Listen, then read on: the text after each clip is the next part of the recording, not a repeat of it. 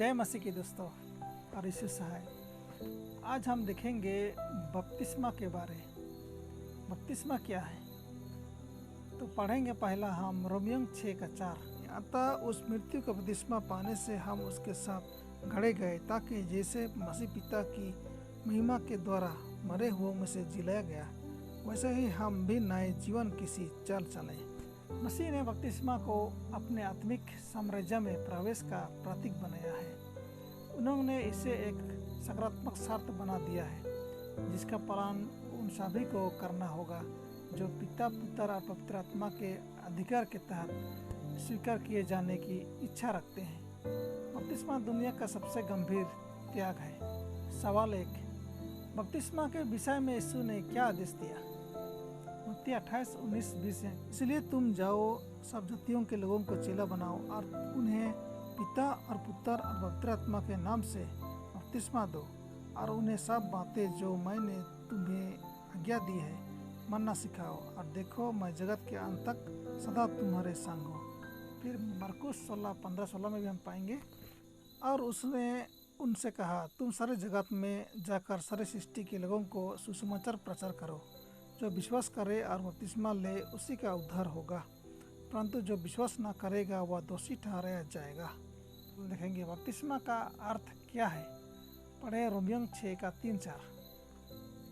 क्या तुम नहीं जानते कि हम सब जिन्होंने मसीह यीशु का बपतिस्मा लिया उसकी मृत्यु का बपतिस्मा लिया, अतः उस मृत्यु का बपतिस्मा पाने से हम उसके साथ गड़े गए, ताकि जैसे मसीह पिता की महिमा के द्वारा मरे हुए मुँह से जिला गया, वैसे ही हम भी नए जीवन की सी चल चलें। सवाल 3, बपतिस्मा किसका एक स्मारक है? पढ़े रोमियो 6:3 और 4। क्या तुम नहीं जानते कि हम सब जिन्होंने मसीह यीशु का बपतिस्मा लिया उसकी मृत्यु का बपतिस्मा लिया, अतः उस मृत्यु का बपतिस्मा पाने से हम उसके साथ गड़े गए, ताकि जैसे मसीह पिता की महिमा के द्वारा मरे हुओं में से जिला गया, वैसे ही हम भी नए जीवन किसी चल चले। बपतिस्मा लेने से पहले हमें क्या अनुभव होना चाहिए? नंबर 1 में हम देखेंगे यीशु की शिक्षा में निर्देश प्राप्त करना चाहिए, मत्ती 28:19-20। फिर नंबर बी में हम पाएंगे मसीह पर विश्वास करना चाहिए, मरकुस 16:16। फिर प्रेरितों 8:36 और 37।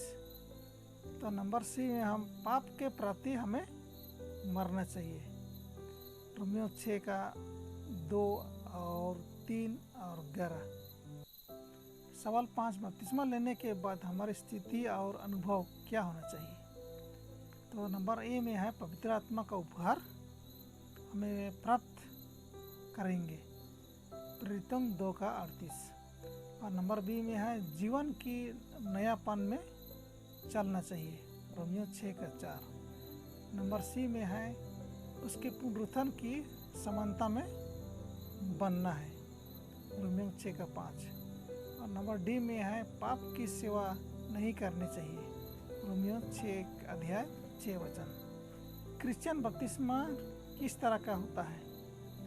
यूहन्ना भी सलेम के निकट एनोन में बपतिस्मा देता था, क्योंकि वहाँ बहुत जल था और लोग आकर बपतिस्मा लेते थे। तो बाइबल से हम पाते हैं कि यहाँ जो यूहन्ना एनोन में बपतिस्मा देता था, जहाँ बहुत सारा जल था, 3:16 में।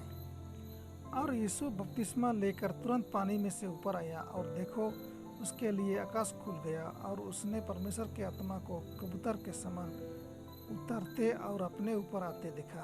जब यीशु बपतिस्मा लिया तो वह तुरंत पानी में से ऊपर आया। इसका मतलब वह बपतिस्मा लेने के लिए पानी में उतरा था। 38 हम पढ़ने से पाएंगे, तब उसने रथ खड़ा करने की आज्ञा दी, और फिलिपुस और खोजा दोनों जाल में उतर पड़े, और उसने उससे बपतिस्मा दिया। और नंबर डी में हम पाएंगे प्रेरितों 8:39। जब वे जल में से निकलकर ऊपर आए तो प्रभु का आत्मा फिलिपुस को उठा ले गया, और खोजे ने उसे फिर न देखा, और वह आनंद करता हुआ अपने मार्ग पर चला गया। धर्मशास्त्रों में बपतिस्मा कितने प्रकार के हैं? नया नियम में मान्यता प्राप्त बपतिस्मा का एकमात्र तरीका डुबाना है।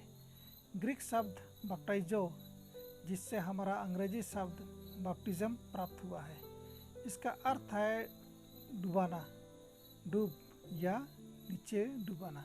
यह ना भूले दोस्तों, बपतिस्मा सबसे पवित्र और महत्वपूर्ण अध्यादेश है और इसके अर्थ के बारे में पूरी समझ होनी चाहिए। इसका अर्थ है पाप के लिए पश्चाताप और मसीह यीशु में एक नया जीवन का प्रवेश। वे अपने ईसाई जीवन के प्रवेश द्वार पर ही सार्वजनिक रूप से घोषणा करते हैं कि उन्होंने शैतान की सेवा छोड़ दी है और सही परिवार का सदस्य बन गए हैं, स्वर्गीय राजा की बच्चे हो गए हैं। नंबर 3, जिन लोगों ने बपतिस्मा के द्वारा मसीह को पहन लिया है, इससे यह प्रकट होता है कि वे संसार से अलग हैं और उन्होंने जीवन के नवीनता में चलने का वाचा किया है। उन्हें अपने हृदय में मूर्ति स्थापित नहीं करनी चाहिए। नंबर 4, जिसने आत्मिक साम्राज्य में प्रवेश करने का निश्चय किया है, पाते हैं कि अप्राप्त प्रकृति की सभी शक्तियाँ और जुनून अंधकार के राज्य की ताकतों द्वारा समर्पित उसके विरुद्ध तैयार में है। प्रत्येक दिन उसे अपनी पवित्रीकरण नया करते जाना है। प्रत्येक दिन बुराई से शुद्ध करना होगा। पुरानी आदतें गलत करने की वंशानुगत इच्छा विजय प्राप्त करने के लिए प्रयास करेंगे और इनसे उससे हमेशा सावधान रहना होगा। जीत के लिए मसीह की ताकत में प्रयास करना होगा। नंबर 5, उन सभी चीज़ों का त्याग करते हुए जो उससे ऊपर की ओर प्रगति करने से रोकेंगी या जो दूसरे के कदमों को आगे बढ़ने से रोकेंगी, जो सक्राम मार्ग है, वह विश्वासी अपने दैनिक जीवन में दया, दयालुता, नम्रता, कोमलता, धीरज और मसीह के प्रेम को प्रकट करेगा। परमेश्वर आप सबों को आशीष करे। आमीन।